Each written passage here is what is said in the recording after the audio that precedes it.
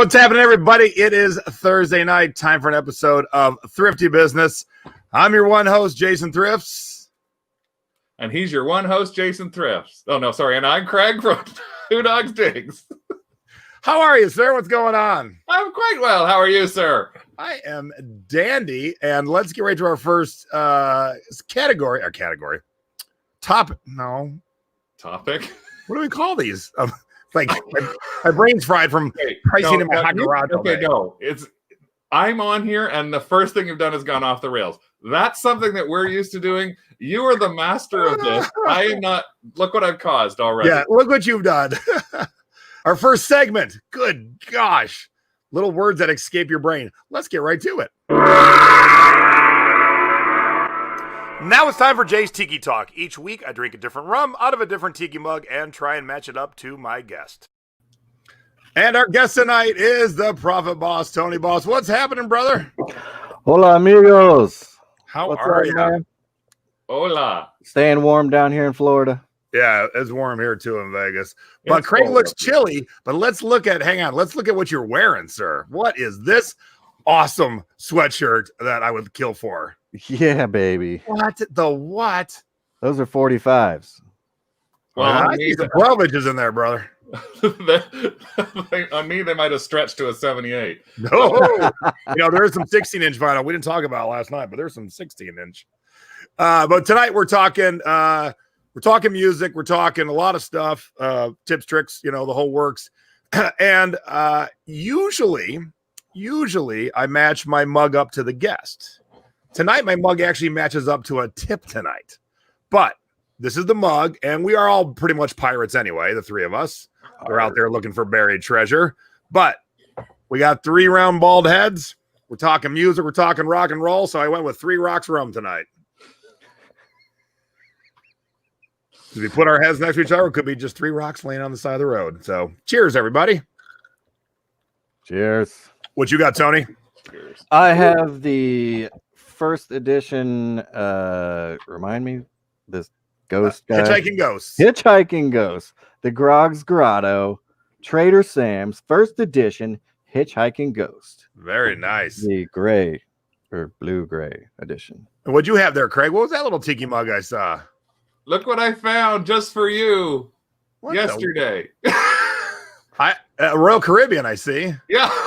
I've never seen that. Plastic? Yep.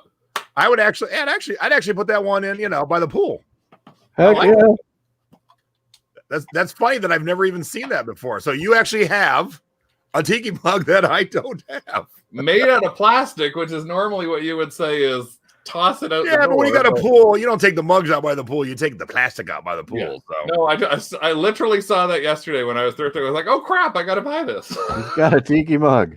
So cheers, everybody, and everyone watching. Thank you for tuning in. We're going to have a fun show tonight. So, Tony, sit back, relax, and we'll see you in a little bit. All right, let's get right to it. Where am I? I spilled my drink. What? And now it's time for our scores of the week. These are the items that you should be on the lookout for when you're out thrifting. Now, is it that bad that I need to start, or can you start? No, I can start. Okay, cool. So this is actually something that you showed in your little preview. You showed the picture of these guys. And what this is I need, first of all, they're called Snorks, and they're actually by the guy who created Smurfs. And if I could, I'd love it if I can get a Peggy quarter on this, because that's what this cost me, a quarter. Now, it took 2 years for this to sell. This is a sealed roll of wallpaper. We didn't want to open it up because we don't even know what the pattern is other than what you can see on those little pictures. And we listed it and pulled it off, and listed it and pulled. Every time I listed it at $100.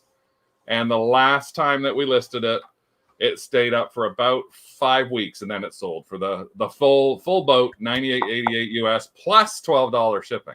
Nice. So at first I thought you were selling empty booze bottles, but what's the little plastic ones for? They're for shots. They're for Southern Comfort shots. They have a little thing you can hook on what they're hooked into right now, but you could hook that onto your glass, actually. Oh, got it.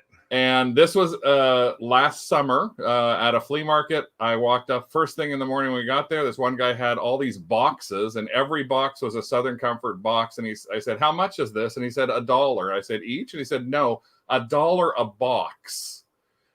So 3 boxes were the napkin holders. I got 12 napkin holders in every one of the boxes for $1. So less than a quarter.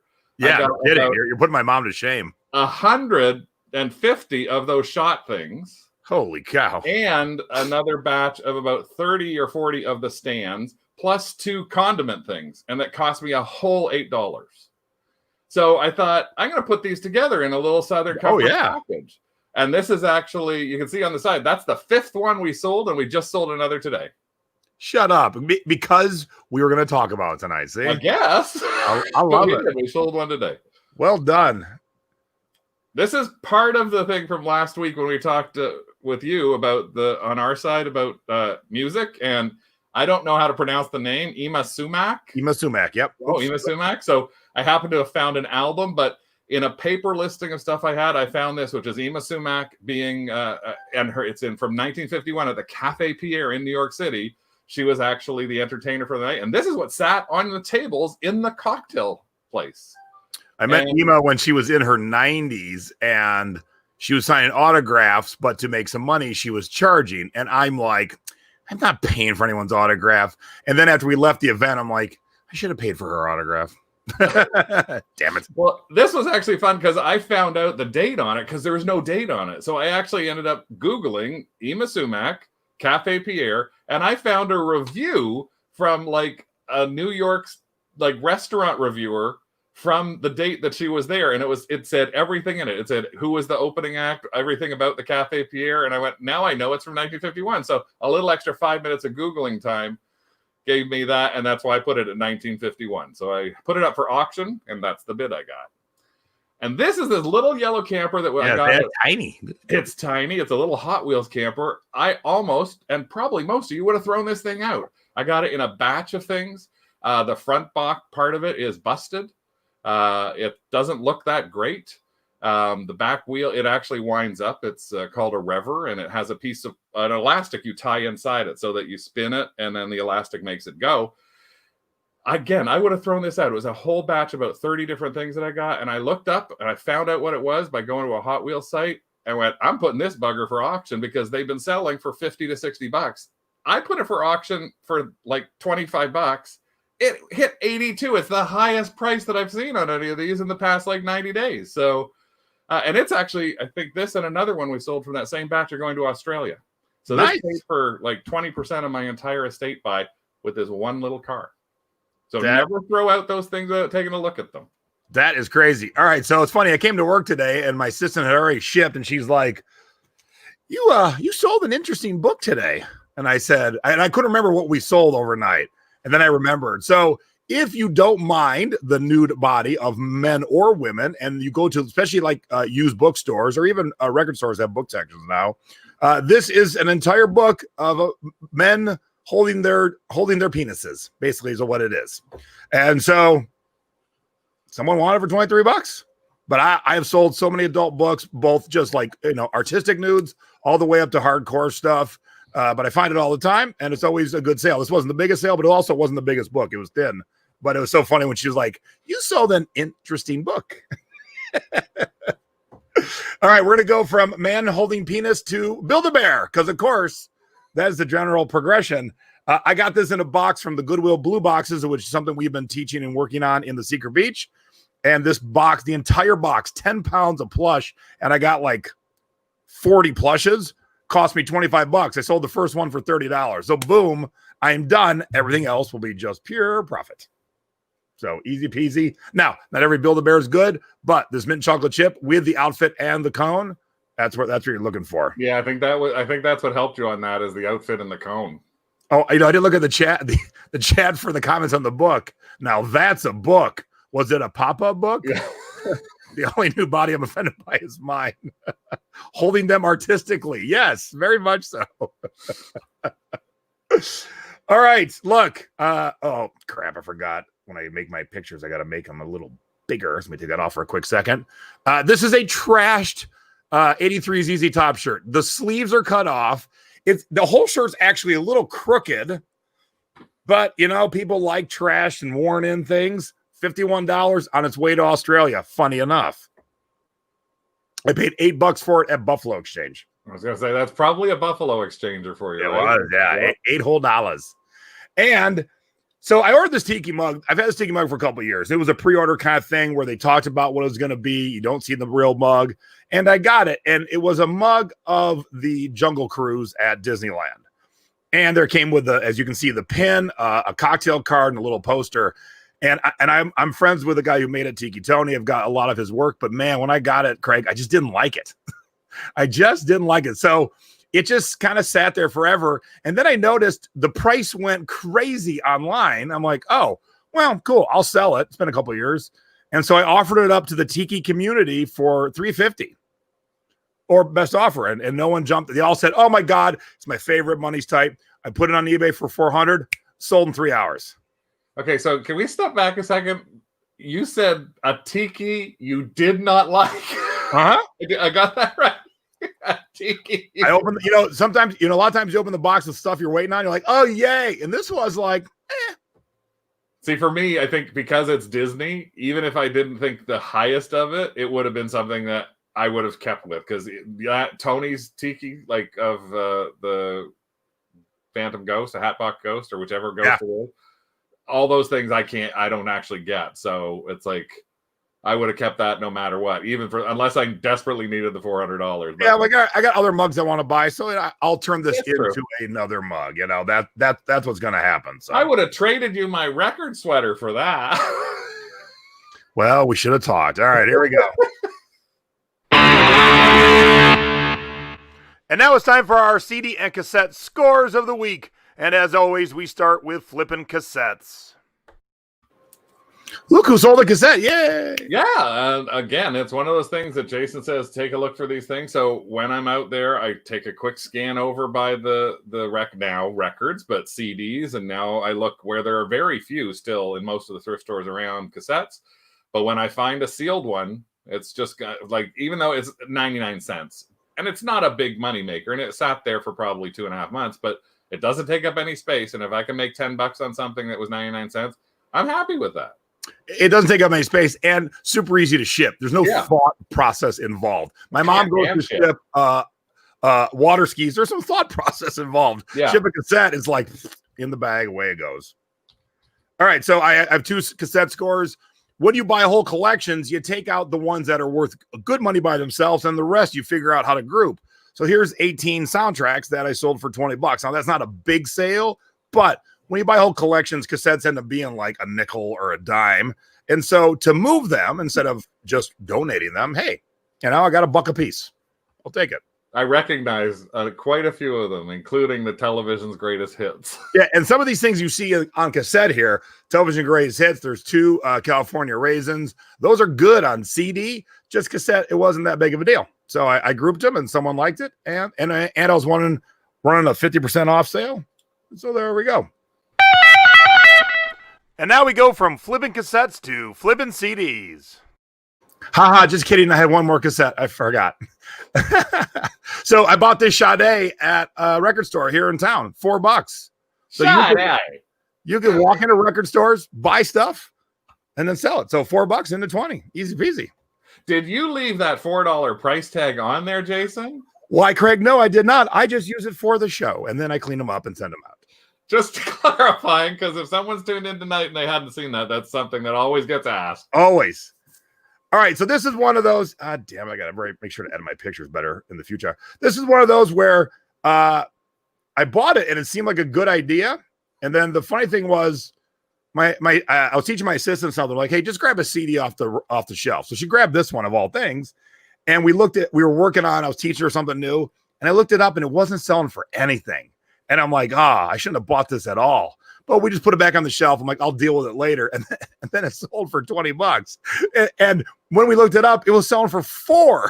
So why I got 20 all of a sudden, I don't know. But it's one of those, we touch it and then it sells. Yep. I don't know why. All right, Paula Abdul. This is a 5-mix promo CD single. So 5 mixes of the same song, The Promise of a New Day. I don't even know if I know that song. Promise of a New Day. That's the most you get out of me. But that's okay, yeah. And that did nothing for me because I still don't even know if I know that song. But $35, $35 for a promo single. If you're not flipping, you sing it 5 times. Okay, Craig, give me the disco remix now. Promise. You did not disappoint, sir. All right, I failed, Craig. I didn't have a $100 CD this week. The best one I had was $61. Sorry.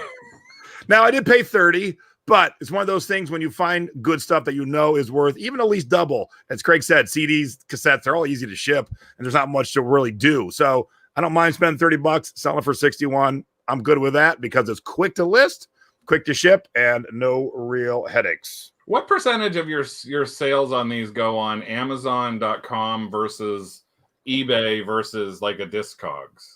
I would say everything with a barcode starts on Amazon. And then if they don't sell, they start to get filtered to Discogs and eBay and Mercari. And then anything promo just goes right to eBay and or Discogs. Okay, thanks. So there is a path to the madness. Hey, wait! Hold up! Don't forget about me! Whoops! Now it's time for Stacy's Budget Bin Scores. All right, how about a little Shamrocks and Shenanigans? The best of House of Pain and Everlast. The lead singer, Stacy, pulled out of a budget bin, I think, for $2, and it sold for $25. So that's above her normal average. Yeah. So that's a pretty good one. So good job, honey. And after the show tonight, we're actually going to do a little CD and record shopping. So be ready, hon. We're going to see House of Pain and Everlast. Yeah. Yeah. Sad. I wish we could see live music. Oh, so sad. Thanks, Craig. Thanks for bringing the show. I can? All I got is Rick singing at me, and that's not pleasant.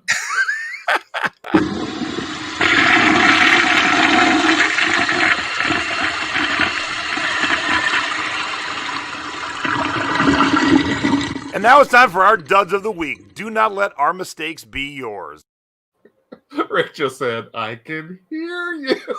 So this sold for $50. I can't wait to hear why it's a dud. Why it's a dud is surprisingly. So I actually picked this up with a whole chunk load of stuff from a Buffalo area garage sale last summer. Spent like $40 or $50 on it. And it was somebody who was a huge WCW fan. But the challenge was I couldn't authenticate this autograph. It was with a bunch of others that were all like at a number of WCW events that happened in Buffalo. I had other stuff from that as well. That if I could authenticate this could have been a $300, $400, $500 item. I had 3 people message me, "Can you give me some authentication?" And I couldn't do it. So it actually sold, and I think it actually went to Malta. Nice. Interestingly enough, but yeah, it was. I wish it was a dud because I couldn't do that extra thing, and if I never thought about it, I probably should have looked at something like that and gone, it might be worth spending the money to get authenticated. Yeah, and there's an angle I had not thought of from duds before. So thank you for bringing something new to the show. I appreciate that. And this is a retail arbitrage dud. When you see something that you're at a place, this happens to be incense sticks, and we were at a Salvation Army Goodwill store or something like that, and they had a whole bunch of these that had just come out off the cart, and I looked at them, and they were priced in this box. There's a box of 500 for $2. Well, I quickly looked them up on eBay, and I found that the single box was selling for $4 or $5. Yes, that's the reason that he. Single box $4 or $5. I thought, this is great. There's 10 boxes in here. That means every $2 box I can flip into like maybe 30, 40, $50. So we bought 30 or 40 of the boxes of them, or 60 of the boxes of them. So we spent like $120 on all these boxes. And we've sold 2. Oh no. 7 months. So we haven't even made our money back on them. And we are, Yikes. It is one of those things. So again, it's just a caution. I mean, we talked about it in one of our hall pass shows on a Tuesday, the risky business. Sometimes you risk something for reward. And so I'm actually... I think you have a customer. Alice, buy them all. Craig will cut you. I got 15,000 sticks for you. We can make a deal. I just want to get $120 Canadian back on. You would never need to buy it ever again. Never. No. And the thing is, they stink. We actually have. Dude, you're not selling right. You got a customer. They smell lovely. Stop it. They smell lovely, but 15,000 of them together? Like, first they were in our house, then they moved to our garage. Then every time you open the garage door, it was like we got hit with jasmine in the face. So we actually moved them into plastic bins in plastic bags at our warehouse. All right, Craig, this is not how to sell music. You don't buy a CD for $5 and then sell it for $5 on Amazon. After the Amazon fees, this was a big old just running in the mud going backwards. But I always show that because I want to be honest about, I kick ass at selling music, but every once in a while I make a mistake and I want to show people, especially new people, that I've been selling music for 20 years. I still make mistakes. They're very few and far between, but I make them. And here's my other one. I got this for $1. It's Snoopy's Doghouse with Woodstock on the top. And my teenager, luckily enough, noticed this. She goes, "Hey, the yellow bird thing's missing." And I go, "What's the yellow bird thing's name?" And she goes, "I don't know."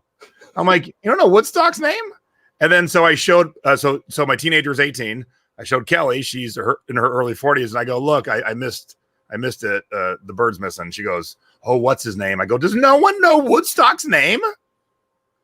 But it was at a garage sale. The deal was good. It was $1. I didn't look close enough. So he's supposed to be sitting right there. See, he's on the roof. So your duds are all about birds. Get the hens out and Woodstock. Yep. You didn't give me that theme. I would have found something bird-like. I'm sorry. I'll give you the theme next time. Caw! Caw! All right. Where are we? Here we... And now it's time for Where in the World Did Our Stuff Go? If you are not shipping internationally, you are leaving out 7.3 billion with a B potential customers. Oops. There we go. So this was actually, it happened to fall into the music theme because we do sell, we've opened ourselves back up again to sell around the world a little bit more because there is more delivery options available for us in Canada as well. This happened to be from a local crew set of stuff that we got for crew patches, and it was a whole shoebox full that we didn't pay a lot of money for. These are all from Luther Vandross concerts that he did in Buffalo, New York, and upstate New York. And somebody really wanted these 5-use things in Nottinghamshire in the United Kingdom. A big Luther Vandross fan. Nice. $20. I love it. Plus shipping. All right, mine's a little trickier. I think it's Putrajaya. In Malaysia, someone needed a Pantera sampler promo CD for like $25.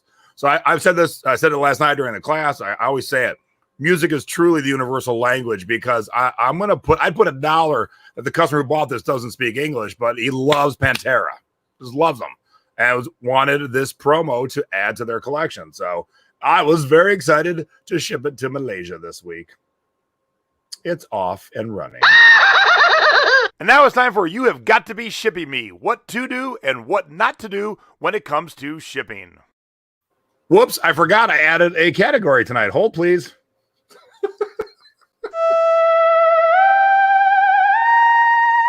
And now it's time for Close Encounters of the Thrifty Kind.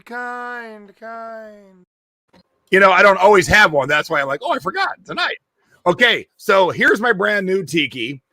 Picked it up the other night, and here's why it's a thrifty encounter, all right? So to give you an idea of how big it is. Oh, no, I'm sorry. So Wayne Combs is the guy who carved it. There's not a lot of carvers who are famous. There's plenty of people around the world that carve tikis. It's not like mugs. Wayne was one of the most famous ones, and unfortunately, Wayne died back in 2012. So we lost a great carver. And to show you how tall it is, here's Stacy standing next to it. So it's about a 6-footer.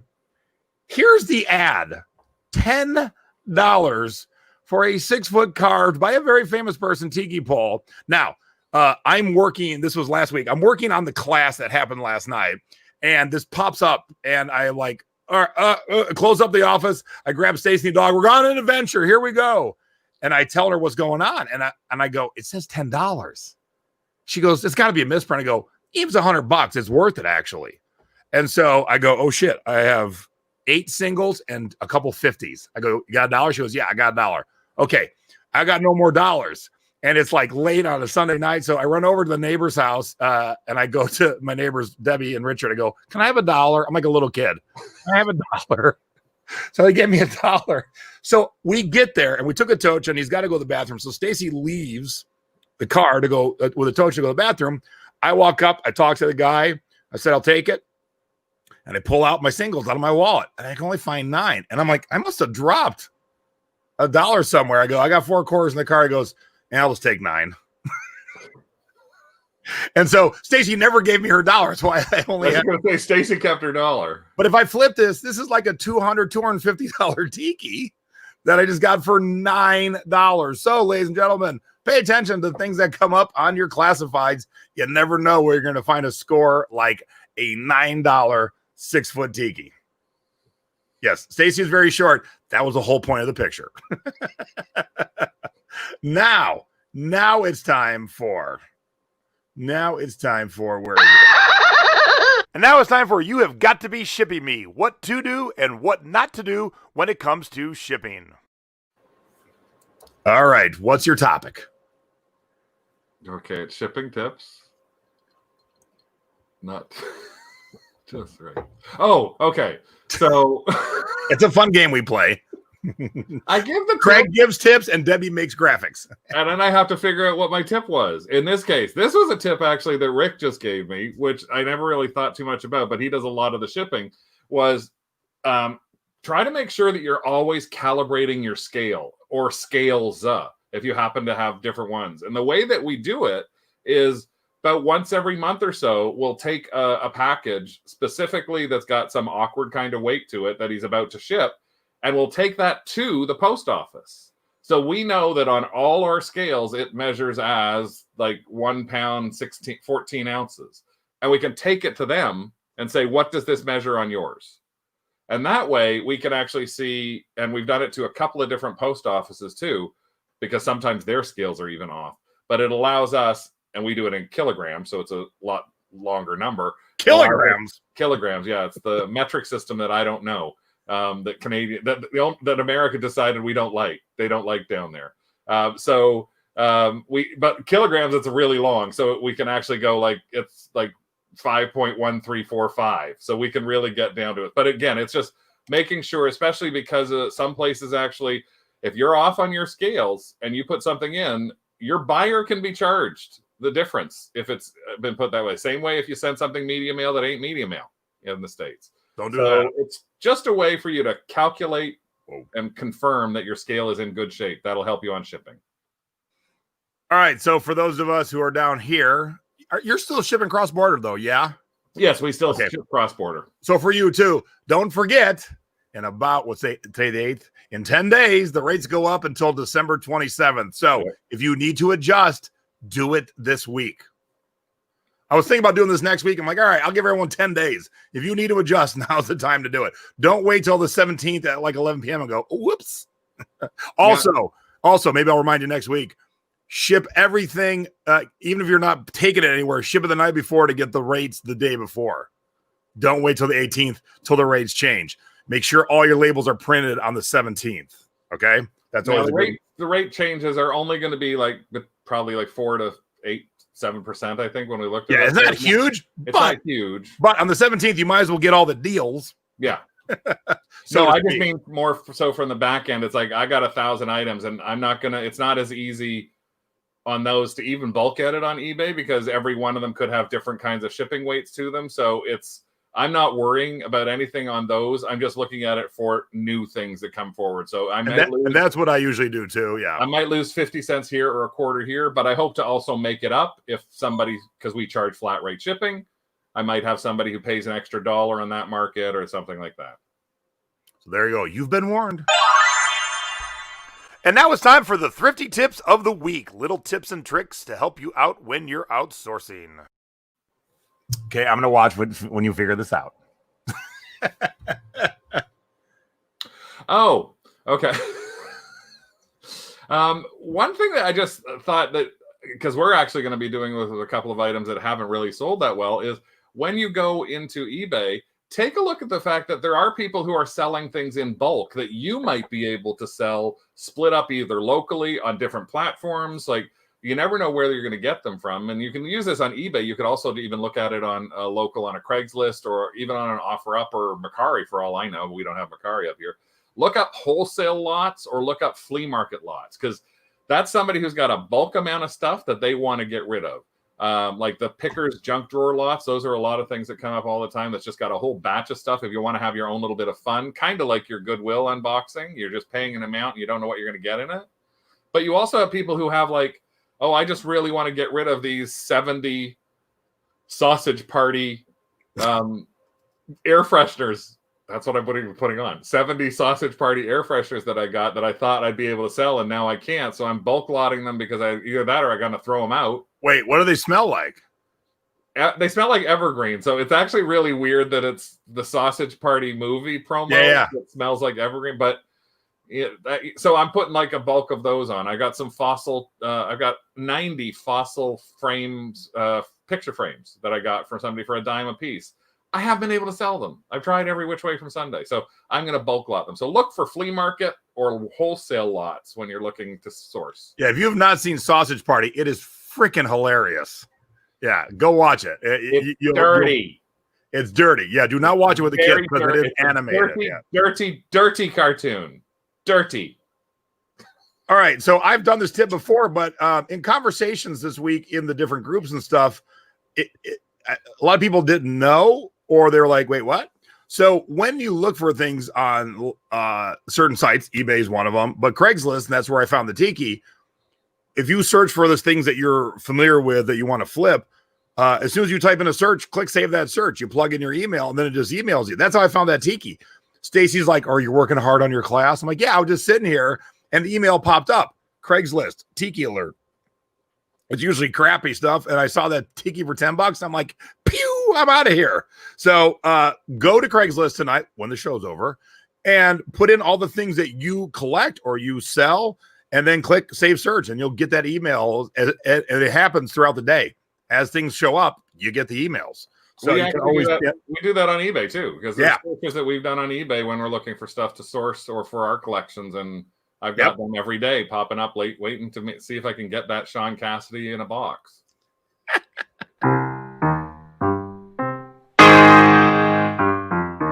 And now it's time for our online selling tips of the week. It doesn't matter if you're selling on Etsy, Depop, Mercari, Poshmark, or eBay. These are little tips and tricks to help you when you're selling. All right, what's all these giant arrows? Oh, God, I know this one. That was quick. If you sell on Depop, one of the things that people are used to is the fact that on Depop, you're looking at it 99% of the time on your phone. But one of the things that you can do is you can actually sell on Depop, and you can look and access your account from your desktop. When you go to your desktop, if you click on your own store or shop, it actually says rearrange up in the top corner. So what that gives you the ability to do is you get new followers all the time. You don't necessarily even have to follow people. I probably get 5 to 10 followers a day to my shop. But what I can do is I can move things. I like putting things that if I sell, I like having like the third item up saying sold. No, I like that idea. I never thought of it that way, but I like that idea. Or if you're listing like 10 hats in a row, you can move them around so they're not the first 10 things people see are 10 hats in a row. Oh. You can just shuffle them all around. And so I literally once or twice a week, I actually go in and I shuffle the stuff around. I make stuff that might be the number one thing. It could have been something I've had on there for 2 months. I need to pop it up to the top. And I make sure a sold stays up in visibility so that the first thing somebody's going to see on my phone is either something new to them and a sold item. I love it. All right. Whoops, I got to make this bigger. Thank you. I love it. Okay. So here's this Tiki mug. It is kind of white with a black overwash. All right. They just released 3 nights ago on pre-order an all white version. So I'm like, nerd collector, and this is glaze number 1. I have glaze number 2 at home, and this will be glaze number 3. So as a nerd collector, I got to have them all. Now, this is a rare thing. It is a what not to do when you're online selling, and it's not even what I did, but what someone else did. Are you ready for the other 2 pictures, Craig? Yes. So this picture looked great. Look at that. It's in the bar. How great does that look? You ready? Who thought this was a good idea? Are you kidding me? So Death and Company is a major bar in New York City, Denver, and LA. And someone on their photo team thought this was good, and someone on the marketing team thought it was fine, and someone on the advertising team said, yep. What? Google says white. Google keeps saying white. How about the side shot? Does it look better there? I'm just like, you cannot. All 3 of them look pretty bad, though. Even that you first cannot one. Photo all white on white. You just can't. That first one was even half of it was in a really dark shadow. It still was like, you've got to be able to. It was at least in the bar, so that kind of made sense. Yeah. And yes, Elisa, it did. And I have a message. I'm very sorry. I've been so busy with the class, and I will post a picture in the group tonight or tomorrow. Thank you very much. I got a great new clown. All right, we got one more topic, and then we'll get Tony in here. Do. There's my singing for the week. And now it's time for Unseasonably Sold. What did you sell out of season? Okay, well, this was actually a challenge because when you're talking about out of season. Oh crap! Where's yours? Hold on. Look, okay, I played Peggy once on one day. What the heck? Where did yours go? All right, so let me do mine while I'm bringing up yours. See if I can multitask it. Although I said we're not going to do Christmas music anymore, I had to for one reason. So these 3 sold like right away. So Elvis sold for $10. I paid $1. Twisted Sister sold for $20. I paid $20. I paid $4. It sold for $20. And I want you after the show to go to Google, go to YouTube and look up Psycho Stick. I didn't know what this was. And look, I sell so much music, I have no clue what it is. And when I listened to it, is one of those where I went, oh, sad, I should have kept it. It's so awesome. It is like a hardcore heavy metal Christmas song, but it's funny. It's very funny. So my sister and I were just having a good old time listening to it. So look up Psycho Stick, and the album's called the Flesh-Eating Roller Skate Holiday Joyride. But look, I paid $7. It listed it for last Christmas, and it sold this week for $39. All right, I'm guessing we're going to find this link into Tony's stuff somehow, but there you go. Yeah, so this was actually because I wasn't allowed to send in Christmas CDs. I cheated. I couldn't send something Christmas. I couldn't send something Halloween. I was told, no, you're not allowed to send those things in. You have to find something from a different season. And I'm like, holy crap, how am I going to find something from any other season? Well, look, I found something for all seasons, bitch. When I saw this, I'm like, it's for all seasons. There we go. I got all 4 seasons in one. It's my Drusilla Cat for All Seasons. Bought this for $1.99. Sold it for $19.96. It's not a really popular thing, but it's actually, I always look for counted cross stitch, especially when they're sealed. And so when you can find them for $1 or $2, that's great. Sometimes you can find them and flip some of the big guys for hundreds of dollars, but I still don't mind spending $1 or $2 on something I can flip for $19.96 and cover all 4 seasons. I love it. You know, I don't always pay attention to the stuff that I'm uploading. For the most part, I like to just wait till the guests or the guest hosts say what they're doing. But as soon as I saw that, I'm like, he's like, doesn't matter what season, it's in and out all at the same time. That's what Debbie said too, yeah. All right, this weekend on Some Past Your Expiration Date, we're going to talk about a few things. But by weird coincidence, Mom and I are having a garage sale on Saturday. Not together because we don't live nowhere near each other, but hers started today because it is Cleveland. So we'll see how she did, what she did to market it. We're only having it a one day. We're having it on Saturday. So we'll see how we did, how we market it, if we're still alive on Sunday after, you know, the throngs of garage sailors. And then next week, this is going to be a fun one. So Rachel and Riley Meckel started 2 weeks ago because they have seen my TV shows and my YouTube shows in the group. And in their first 2 weeks of ever selling online, Craig, $600 in sales.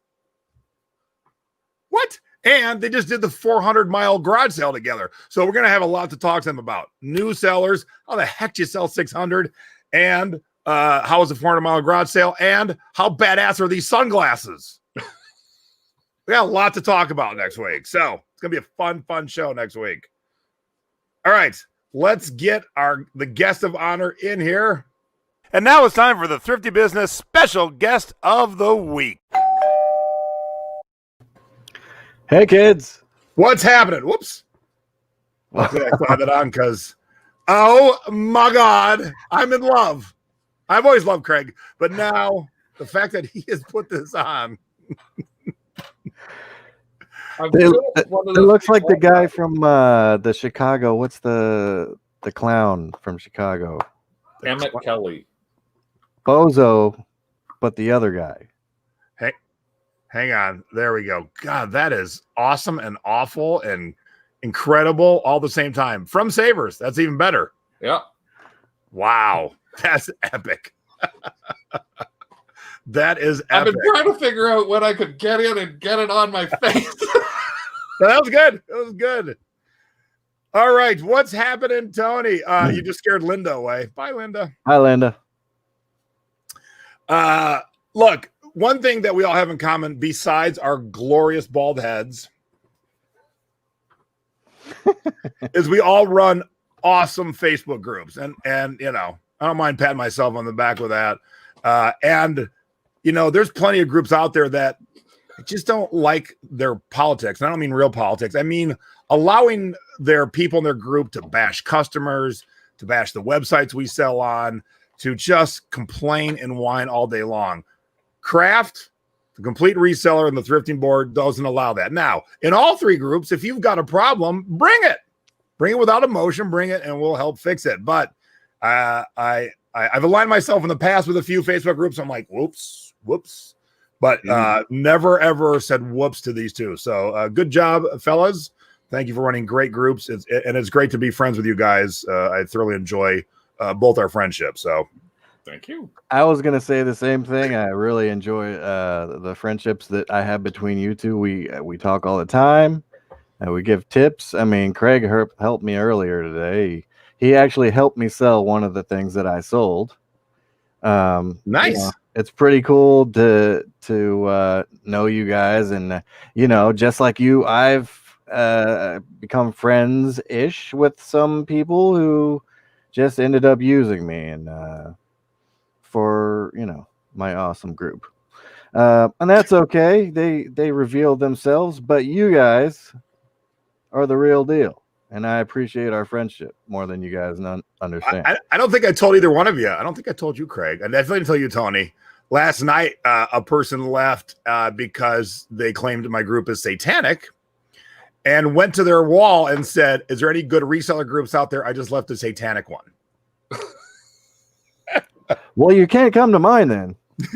She wanted to save everyone. She was a religious zealot, and she wanted to save everyone in my group and all her eBay customers. She sends religious literature unrequested to all her eBay customers. And I said, that is a shitty business model. Never. I don't care what it is. It doesn't have to be religious. Don't send any propaganda. Don't send anything extra than what the customer bought.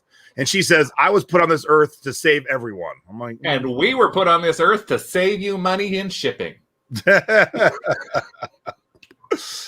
You got it, buddy. And someone said, what church do you go to? And here was her quote. Are you ready? I don't go to church. I am the church. Now, she was in the group for 14 months and just found out it was satanic last night. I got no words. So if either of you would like her, I'll send her the link. No. Yes, we are all going to hell. All right, so here's my boys. We all sell music. We all like music. We all like different music, and that's what is even more fun when you're hanging out with friends.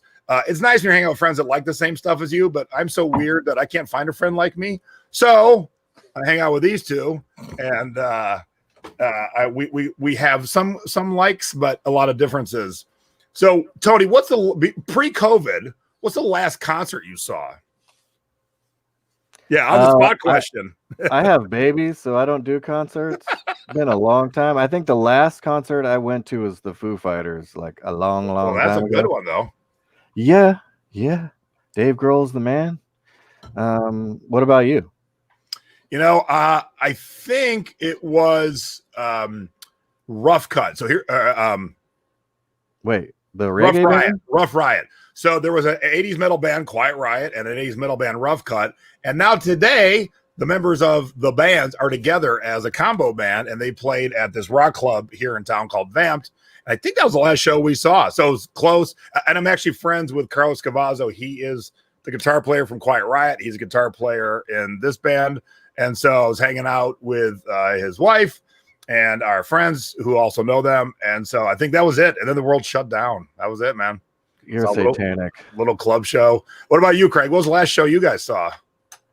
You're gonna laugh because we're not concert goers. We're gigantic Broadway musical goers. But the last concert we saw, it still was a concert, was Wonder Woman, Linda Carter, in her tour across North America. She does a lounge act, and she's actually an amazing singer. I would go to that in a heartbeat. She's an amazing singer, and we saw her live, and it was a great show for Linda Carter fans or anybody who kind of likes that. I'll call it that Vegas-y lounge kind of thing, because we've also seen like Rita Moreno and Eartha Kitt, and some of them are really scary, like Eartha Kitt was, and also Anne Margaret singing "Man, I Feel Like a Woman." That was really bizarre. Like, she was driven into Casino Rama on a motorcycle with two like 20-year-old shirtless hunks, and she's like 98 or something like that right now in a thong, and it was like, no, but my eyes. Yeah, that's so it. I think we got to have a show one time, because I've been in a fist fight at a concert.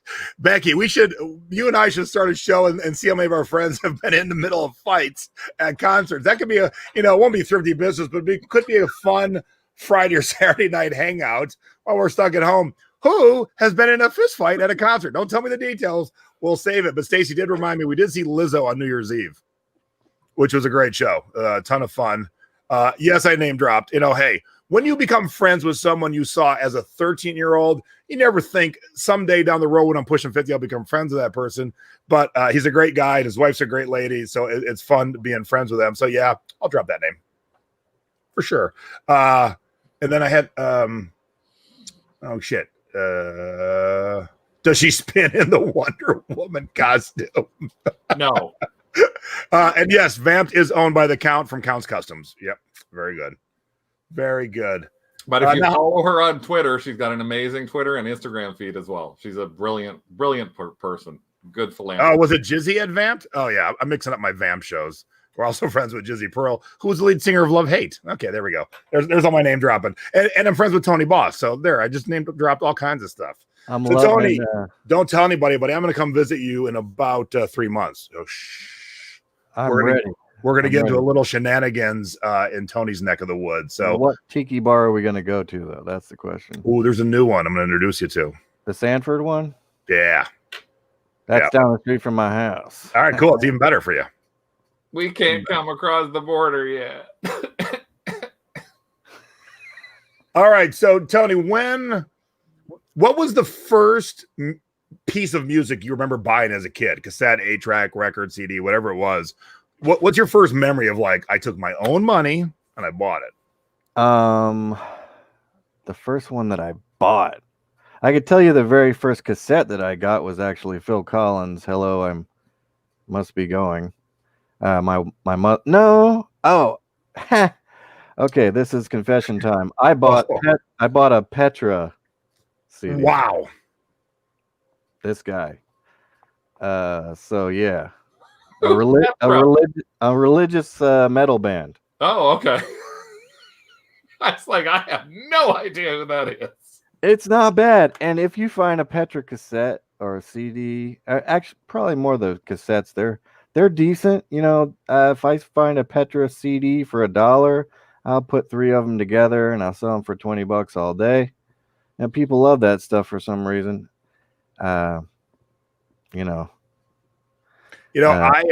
I bought my first iPod. So talking about your musical purchases, because we walked in the Apple store. This is way back when they came out, obviously. And I said, is it really good? And the girl working there, because they always have the Apple products on, gave me her headphones, and I stuck them in my ears. And I think back now, I'm like, yuck. I stuck some stranger's headphones in my ears. But she had on a 1,000-Foot Crutch, and there's this great rock song called Throw Up Your Rock Fist. So I fell in love with that song, that group, and get an iPod. And I had no clue they were a religious group. And so one day I'm talking to Debbie, who's my producer and my often co-host. And I said, and I told her that story. She goes, oh, no, I like that. I like them too, which that's really not Debbie's thing. I go, why? She goes, well, they're religious. I go, shut up. I didn't pay attention to any lyrics. I'm like, oh, this is just a rock band. So we've all had our religious music that we've liked. Yeah, that's funny that you say that, because when I first heard the King's X Faith, Hope, Love CD, it just made quite an impression on me. It's like amazing CD, and I should have known by the faith part in the title that it was somewhat religious. And I still rock that CD. It's amazing CD. And I found out later on that my favorite song that they did was called Moan Jam, and it's literally the whole song is about God. So Moan Jam. Moan Jam. Okay. Yeah. So we're so far from actually satanic that, it's just one of those things where you don't have to understand what you're listening to like it. You don't have to participate. I'm not a very religious person, but BTS is the big example. Craig, you like BTS? I love BTS. Tony? I knew you were going to segue into that. Do you like BTS? I've never heard them. Really? Wow. So if you don't know BTS, they're the biggest band in the world. They're Korean. And up until this album that just dropped, so up until this moment, they sang in Korean, and little teenage girls and Craig and Jason and Stacy and all over the world would sing their songs, but they're just singing what they hear in Korean, so music has no boundaries. So you don't have to be Korean. You don't have to be religious. You can listen to anything you want. And BTS is so big that their record label got bought out. And when the record label got bought out, the owner became an instant billionaire. Yep. And there's 7 dudes in this band, and they each got $8 million. I know a little bit about boy bands. Oh, he sings Dynamite 1 billion times a day. Oh, Craigie. King Kong, kick the drum low like a rolling stone. Sing song when I'm walking home. Go up on the top, LeBron. He's not kidding. I like it. But that's what we're talking about. Music can be anything. It doesn't have to be like, look, everyone knows I love like Slipknot and Marilyn Manson, but I've seen Bette Midler and Marilyn Manson in concert in the same week, not together. But I've sang my Bette Midler show tunes, and I've sang my Marilyn Manson Cake and Sodomy song in the same week. And I loved both. I have loved both. So it does not matter what you like. It's just music. Music is fun, and it does things to you. If you get emotional response, happiness, sadness, joy, anger, whatever it is, music is good. A lot of confessions here tonight, folks. I know. That's my daughter, Raspberry Fashion Girl. I was at a Cult concert in the 80s, and back then I had like a pink mohawk. But I also was very nerdy, and I loved Huey Lewis and the News. And so I was at Huey Lewis and the News a week later with my mommy. I was 17 years old, pink mohawk, and I was at Huey Lewis and the News. And this drunk lady behind me grabbed me by the mohawk, pulled my head back, and goes, "What are you, some effing punk?" And I yanked her hand off. I go, "Yes." And I love Huey Lewis. Shut up. That is also a guilty pleasure of mine. One of my favorite bands in the 80s was Huey Lewis. Guy's got a great voice. It's kind of that deep voice, baritone voice where you can still hit those notes. Love me some Huey. I loved him on Hot in Cleveland. Dude, it's like you knew what I needed for a segue. Are you ready for this? What? Here's a picture of me and Stacy on the set in Hot in Cleveland. No. Now, Craig didn't know I had this picture locked and loaded. No. and nor did we know we were going down the path of Huey Lewis. What? So our good friend Kari is or was the script supervisor on Hot in Cleveland. And because Eddie Van Halen passed this week, I want to drop a little fun behind the scenes nugget for fans of Eddie or fans of Valerie or fans of their son together, Wolfie. Because when you're on a set and you get to wander about like Stacy and I did, you notice the little nuances that only the people on the set would ever see. So we're on the couch and you see the pictures behind us. You would never see them if you watch the TV show. But hold on. That's Wolfie as a child right there. So all the pictures are their personal photos. And there's another one where there's that's Valerie and Wolfie right there too. Wolfgang. Yep. So there's your little behind the scenes. So anytime you see a picture on a desk or in the background, a lot of times it's an actual picture from the actors or actresses on the show of their family. So when they're working, they can see their family. So it's kind of neat. So I want to ask you guys about what you thought about Van Halen, because I was born in 76. Okay. And I didn't really get my jukebox. My first jukebox I got in 86. So I had exposure to music. I had like the little Fisher Price 45 player, but I had very little going on there. But like Van Halen came out at this time where, you know this, Rick, it was disco. They became a band in 74. They had their first album in 78. So like, what other groups were there like them? The historical significance of Van Halen is not to be forgotten. Even though I'm not a huge fan of Van Halen, they came out in the 70s. Like, everyone was disco ricking around, and Van Halen was rocking metal. And like, who else back then was doing this? Was Kiss? Kiss was doing disco. Pablo Cruz was doing it. Toto. No, Toto. Well, no, the funny thing is, like, Tony, you said like you had your little player that you look. My 45 player. I'm way older. I'm early 60s when I was born, and I did not. This is a true story. I did not even know there was such thing as an FM radio station until I was 14 years old. Wow. Because all we had in our house was an AM radio. All we had at the cottage was an AM radio. And the only thing that I ever saw was every week in the paper, they would publish Chum AM, which was our big thing in Toronto, would publish its top 20 or top 30. They had little paper like things you could get at like the grocery store, like the local milk store. Every week you'd go to get a Chum chart.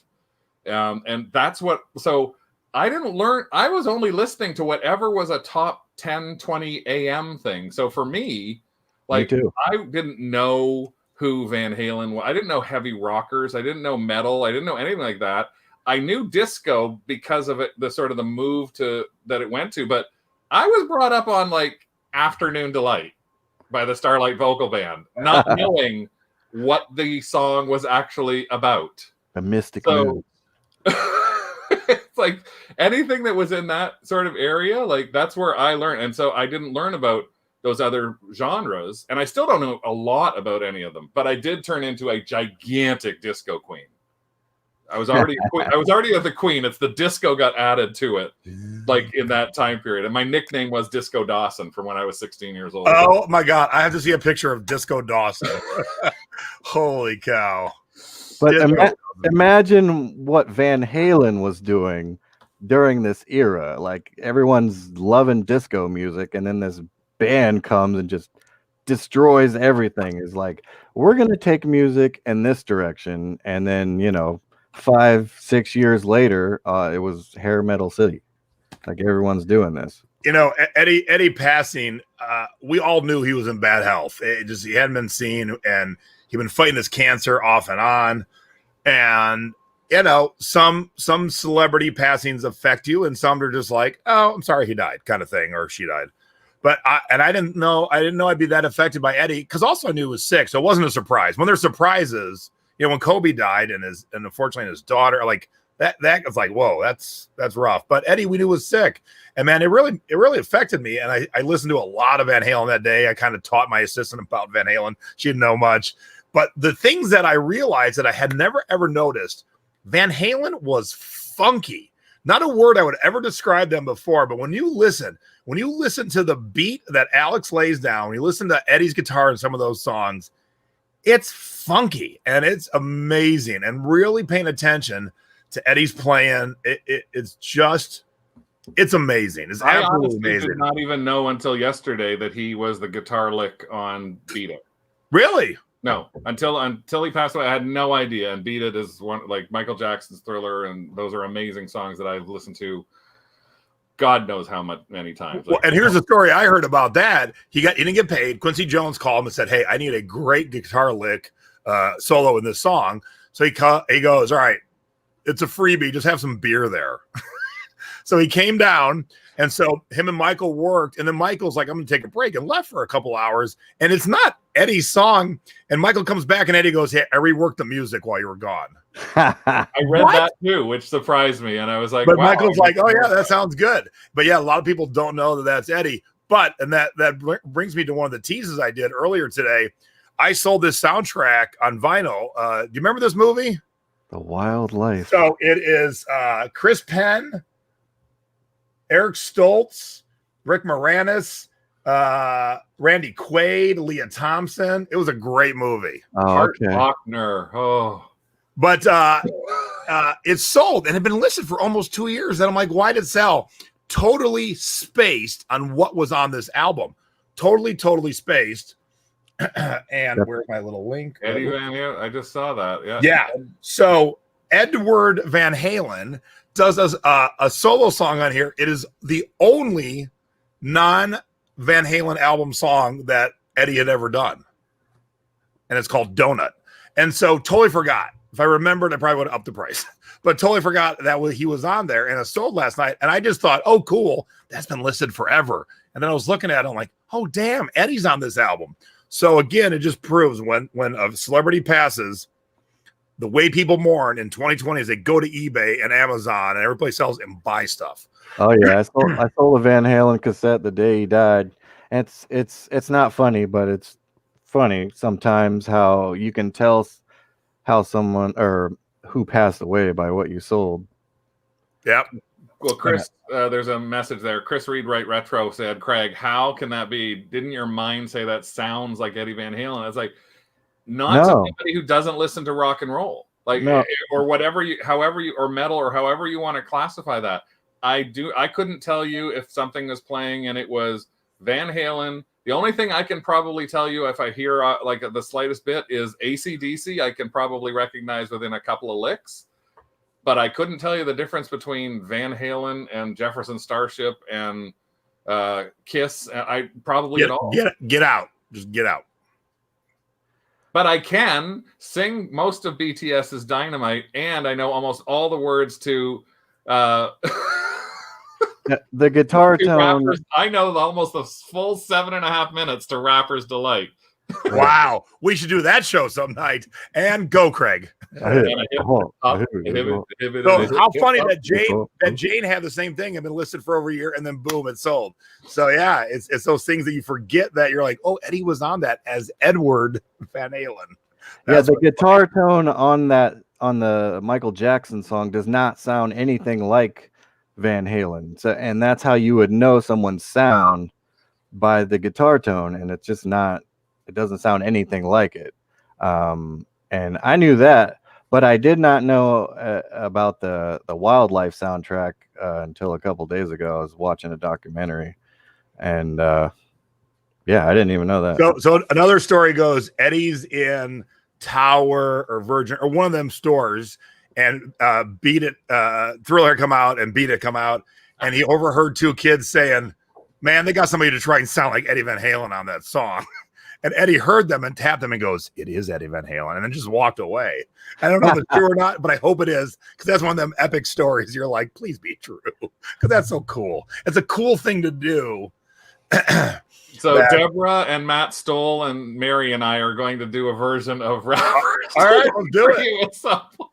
All right. I'll be Becky and I are going to do the Fist Fight That concert show. But that's the thing about, as you said, Jason, with music, is I've learned a lot about, even on the reselling side, about looking for stuff that I don't necessarily know much about, looking for things that had somebody on it, looking for things that, and I do listen to some of the stuff that I get, but like if I picked up a whole bunch of extended play DJ pieces that recently, and some of them I actually listened to, and I was just like, oh my God, I remember that, or I don't remember hearing that song.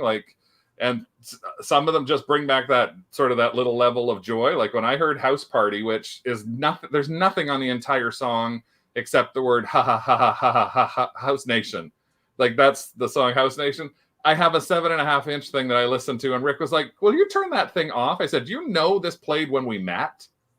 Like, this is how long ago it is. So there's things like that you actually learn about. You start learning about different band members. You start learning about, like, as you talked about, even looking at the rap arena for localized rappers and seeing names that don't have anything to do with like somebody like the Sugar Hill Gang, or you start recognizing more, and you may listen to them. But it's just like I listen to other Broadway stuff because I've heard of something that Stephen Schwartz does. It made me listen to something else of Stephen Schwartz. So that's the thing about music and even reselling, is you start thinking about other places. You start learning about little other pieces to look at. Otherwise, I wouldn't have like this pile here that I just brought in case we had to show things like that are stuff that I have no idea about and I've never listened to. All right. So speaking of music, Tony. Yes, sir. What was Farrah Fawcett's biggest mistake? Dead air. I don't know. Do you know, Craig? Quitting Charlie's Angels. No, that was her second biggest mistake. So chat, let us know, what was Farrah Fawcett's biggest mistake? Because it's going to actually relate to 2 days ago. Can she do anything wrong in my eyes? Not mine either. Don't just say I know. Say it out loud. What was Farrah Fawcett's? Now you won't forget this mistake ever again. No, not Marion Lee Majors. No, that was not her. Yep, she died the exact same day as Michael Jackson. So we mourned Farrah Fawcett for 90 minutes, and Michael passed, and boom. So unfortunately, that qualifies as a mistake. Oh, it is, because unfortunately, on the day that Eddie passed, Johnny Nash passed, and no one paid attention. Yes. I can see clearly now. That guy passed. Yeah. Well, he died the same day as Eddie. Guess what? No one knows. No one knows. I didn't know. So if you're famous, don't die on a day when someone way more famous dies. Don't. Farrah's still alive to me. Her and her hair and that red bathing suit. See, your husband knew. Your husband knew. Yeah, he's not a Farrah fan like I am. All right. So I'm going to do a little commercial here real quick. Since we're talking vinyl, last night was my class, and I know Craig was in the class last night. We had a technical difficulty. A paid site that we use to hold classes, after all the hundreds of people showed up, decided not to let me go live. Although it said live, no one could see me. So we had to pivot, and we ended up on my YouTube channel. So if you missed the class last night, until Sunday, you can go watch the class. So it's on my YouTube channel, Jason T. Smith. Just go look for it. Now, what I did announce on the free class was I have an extended master class this coming Monday, October 12th, 7 to 9 p.m. So if you like what you saw, or if you like it tonight or tomorrow when you watch it, I have a bigger, even better class. Now, this is what we learned last night in terms of vinyl, what to find, where to find it, how to research it, how to sell it, and how to ship it. Now, on Monday, same 5 categories, but on steroids. Monday starts with 100 bolos. So I'm working out 20 sections of vinyl. Thank you, Craig, for helping us out with the hearing impaired.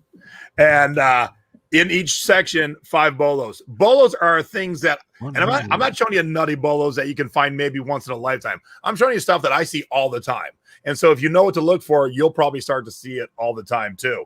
Now, and here's a new little artwork that that Nadine did. as me, I'm Cher, and Stacy's Greg Allman. If you've never seen this album before, Allman and Woman. So this class after Monday, if you're going to download it, is going to be $149, but I'm going to cut you a deal. But wait, there's more. When you get this class, you also get a Facebook group where I can help you anytime that you need help with music, even if you're in the store or at the estate sale.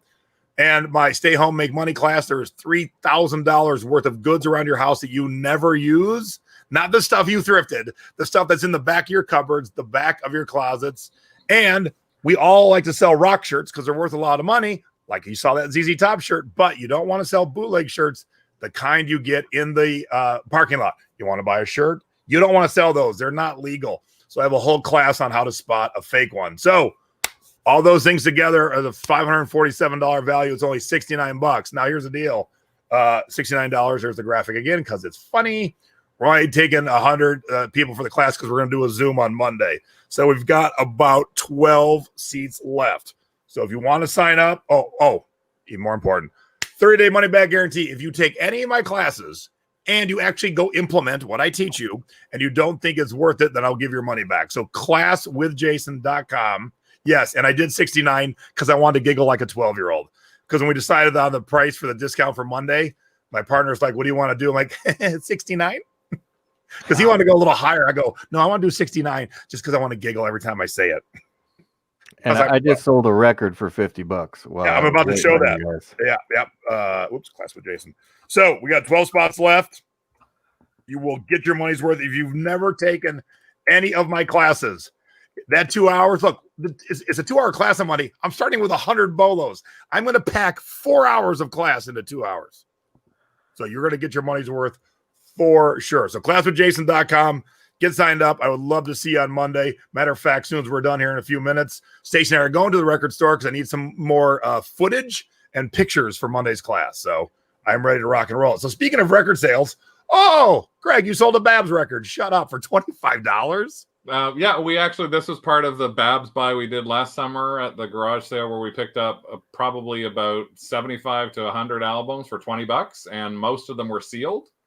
The person who collected them loved Babs, and she had a sealed version of everything and an open version of everything, and in some cases she had 2 sealed versions. And the interesting thing was this actually just sold today or yesterday, and today I had somebody who bought another one of these from England contacted us and asked us to do if we would do a bulk buy on 3 more of them. So we just sold today another $60 worth of Babs records. Woohoo! Nice. What's funny is one of Tony's duds, let's jump right to that. So funny. Your score is Babs on vinyl. Tony's dud is Babs on cassette. I'm like, again, we don't pre-plan nothing. It's so weird. I could not get rid of these suckers. I mean, I only paid 25 cents a piece for them. They were in immaculate condition. I've had them up for years. I could not give these things away. I literally, at one point, had them at $8 worth free shipping, and they still didn't sell. Here's what's even more of a coincidence. Butterfly and Greatest Hits are 2 of the albums we sold today to the person in the UK as part of a 3-piece. There we go. All right, so Tony, as Tony's waiting to get on, he goes, hey, I just sold this. So he sent me the link to throw it up there. And since I wanted to talk about the vinyl class, Craig selling vinyl, I sold vinyl, Tony selling vinyl. It's just a vinyl day, man. Oh, yeah. And vinyl is so great. And that's why I'm teaching that class, because vinyl is foreign to some people. Like, they had records, they don't know anything about them. I sold a lot of them. I'm currently working through 7,000 records of a collection I picked up. So when you're in the middle of 7,000 of anything, you're like, I got to teach some people. Yeah. Where'd you get this Pete Rock and CL Smooth? I got this for 15 cents in a big old vinyl haul I got. Shut up. I would get 1,500 records at a time, and I paid $500 for them. And I would go get that many records like once every month. And I just have so many records. It's ridiculous. And I really didn't want to sell this one because this is a classic hip hop record from the 90s. Pete Rock and CL Smooth, the main ingredient. The Mechadon was after this one. This is a double LP. This is a classic record. It's still in the shrink wrap. I didn't have enough room in the title to write that. And if you have something in the shrink wrap, make sure to mention it somewhere. Yep. Because that collectors are looking for that, and you can see it still has the hype sticker on there. See, I got hype in the title. I ran out of room. Definitely want to mention hype sticker because that'll add $10-$20 to your record. And yeah, this was a sweet sale. And then I just told this one today too. Now it's a band that probably no one knows. I don't even know, but it's in that collection of 7,000. But $43 on its way to Puerto Rico. So it doesn't matter what language you speak. People want your music. Doesn't matter even vinyl, cassette. Well, they don't want Babs cassettes. Cassette, CD, 8-track, reel to reel. It's going all over the world. So whatever euphoria the answer is, it's on its way to Puerto Rico. There was a band called Zeppo. Maybe that's, I'm guessing. Oh, I also sold this Edge. Not to be confused with The Edge from U2. This is just Edge. $50. $50. Very cool. Oh man. And I'll tie all this back. Okay. Why am I sharing this? I'll put you two on the spot. Do you know this one, Tony? Patti Smith is on that one. Patti Smythe. Smith is the punk chick. Right. But how does she work into this week? Oh, you don't know. All right. I work all day. All right, chat. Why is Patti Smythe work into the events of this week? Did she die? Who knows? Was there a scandal? Is she still alive? She is still alive. That's good. Yep. So she did not die. But let's see if anyone in the chat knows why. What is the correlation? Now, this was 2 scandal things for $21. Wasn't that big of a sale. Wouldn't have normally shared it, but actually she ties into the events of this week. And so I thought I'd drop this in there. Nope. Married to Eddie Van Halen? Nope, she did not die, and she did not date Ed. No, no one knows. No one knows. No, not married to Eddie. That was Valerie Bertinelli. Should I Google it? No. So here's the deal. Dave is out of Van Halen as a lead singer, and she auditioned for the lead singer. What? So it went to Sammy Hagar, obviously, but Eddie really wanted Patti Smythe to be the lead singer of Van Halen. Talk about a different band that would have been. Holy cow.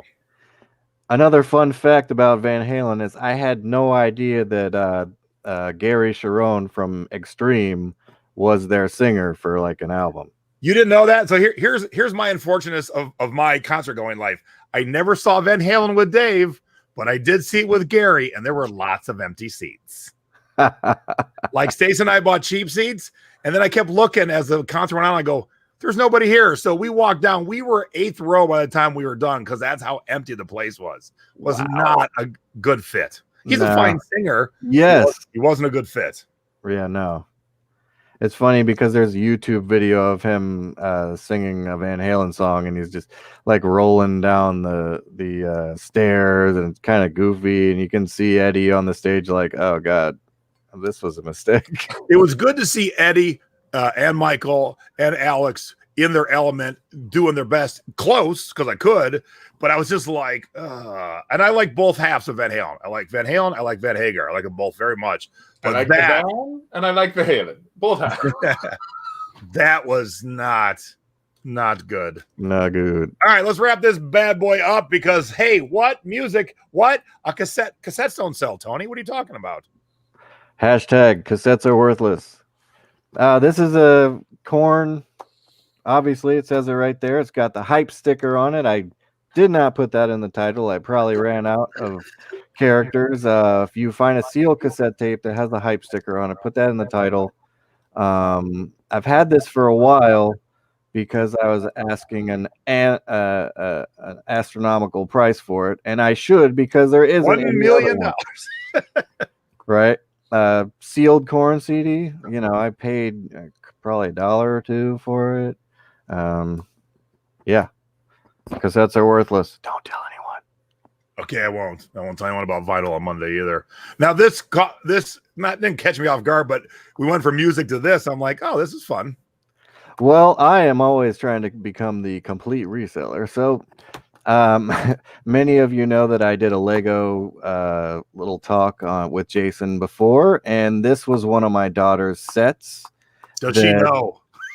Yeah, this is going to her. Daddy, where's my my Lego playhouse? This is going towards her room makeover.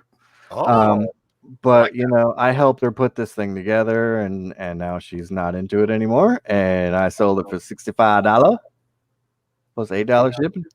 So did you take it apart? How'd you ship it without breaking it? I bubble wrapped the crap out of it. There you go. And in the listing, it says that it may break in shipping, but I did my best. I don't think I've ever written that in my listing, Craig. Hey, by the way, this might break if it gets to you. Right, it's gonna come apart. Hey, more records. What?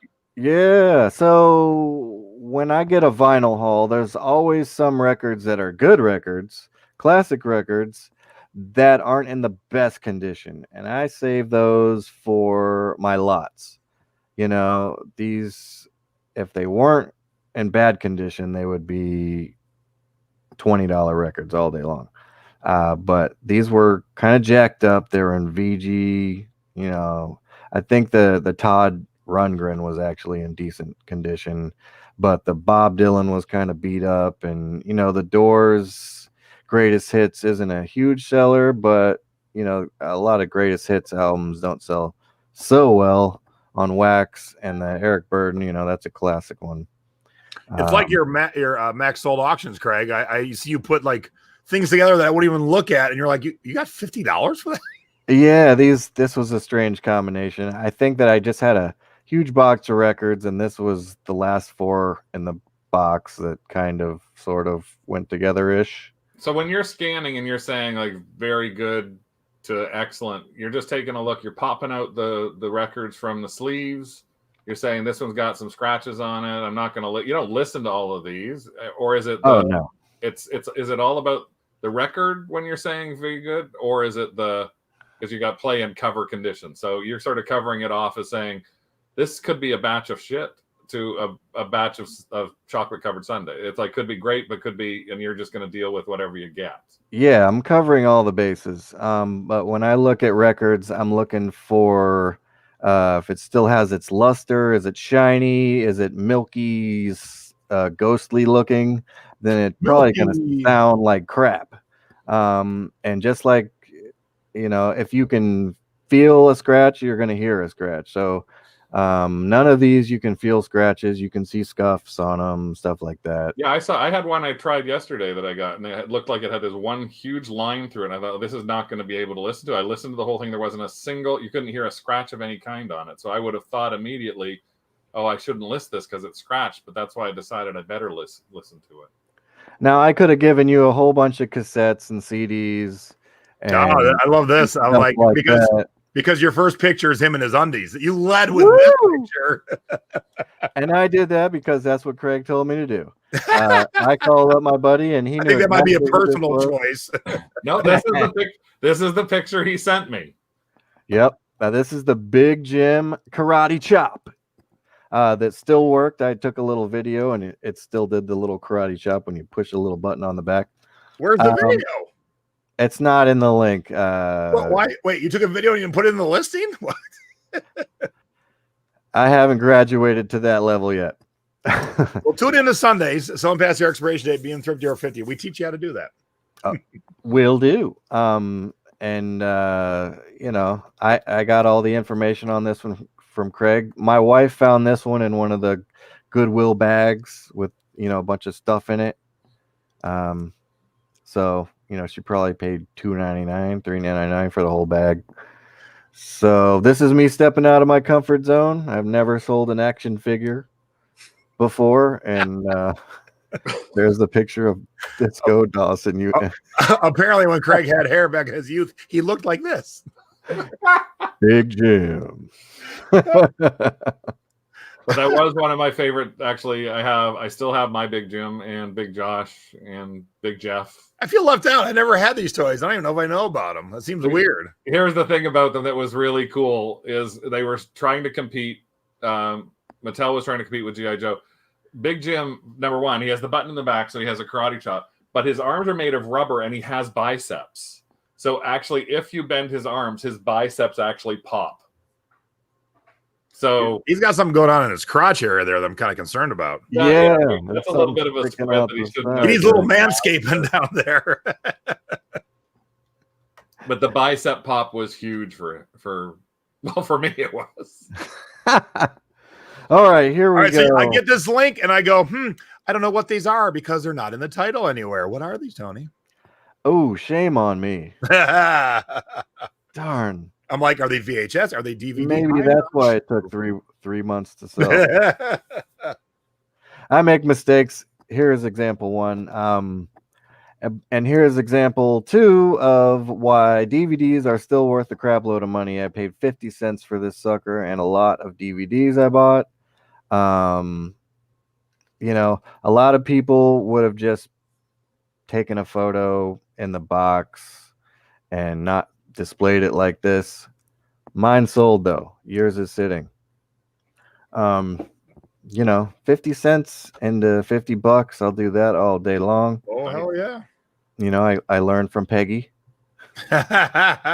See, we're all just a big old fun community together teaching each other. Isn't that fun? Yep. Great series too. If you've never seen it, it's a great series. I'll tell you right now, I've never seen it. Nope, not I me know it, but I've never seen. I was a Buck Rogers kid and Battlestar Galactica. I never watched Star Trek really, and I'd never watched Space 1999. Oh yeah, I got BSG in that same lot with this one. Paid 50 cents for that one too. So where'd you find it for 50 cents? I know a guy in Detroit who gets sounds like the beginning of a movie. He buys the homes foreclosure homes and cleans them out. And he sells the media to me. Awesome. It's good to have a guy like that. Guys. It's good to have a guy.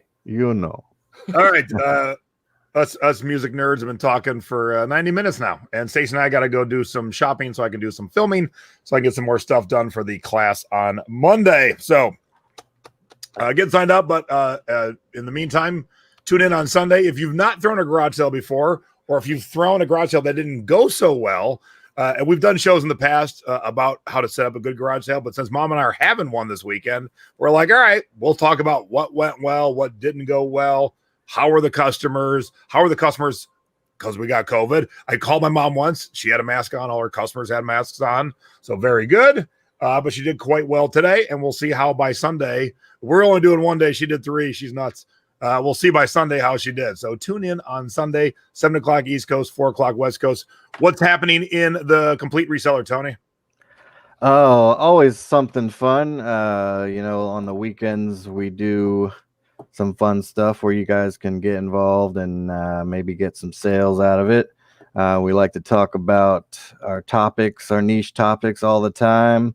And we like to talk about everything, Come on, check us out over at the Complete Reseller. Don't forget to go join up with Craft. Also, subscribe to my boy Craig's YouTube channel. This is my group. We just went over 8,500 people, and now we're almost to 8,600. It's quite humbling because we're getting like 50 new members a day. It's just insane that I made this little group, and now it's just exploded. The Real Boss Group. Hell yeah. Yeah, baby. Come check us out. And then this is what you're looking for Craft. It is centered on being a Canadian reseller, but I'm in there. Tony's in there. There's plenty of us who are not Canadian at heart, maybe. But what's happening this weekend in your group? I don't know. Haven't figured it out yet. I'm behind the 8 ball on trying to get some stuff done in there. Last Sunday, though, we did a fun thing with Rick's brother-in-law, who has now sort of caught the reselling fever. Uh-oh. And Sunday afternoon, we went live, and Bluegrass Thrift, Holly, joined us for a little while on there. We were chatting about things that they do as new sellers. Like Holly wasn't a new seller, but and just sort of doing some teaching. So I'm thinking potentially about popping on Sunday for about an hour to ask us anything kind of help you. If you got something you can't figure out what it is, come and pop it on. We'll see if we can help you Google it, figure out a little bit about it, and figure out ways how to list it, since a lot of people said that they liked last Sunday. So I might start doing that on Sundays, a couple hours before your Sunday show. Cool. And I'm dead serious. Let's do a Friday night or Saturday night hang. If you've ever gotten into a fight at a concert, let's chat. It could be fun to see the different concerts we've gotten into fights into, because I want to hear about the fight at a Babs concert or a Bette Midler concert, because mine was at Depeche Mode, Becky's was at ZZ Top. So it could be quite fun. So if you had fun tonight, give us a big old thumbs up down below. If you've not subscribed, subscribe before. Subscribe and click the bell. Let you know when we're going live. And I'll see you on Sunday. And I'll see you around the thrifting board, the complete reseller, and craft. Thanks for having us, Jason. Thank you, guys. It's good to see you. We'll do it again. I love hanging out with my boys. Yes, sir.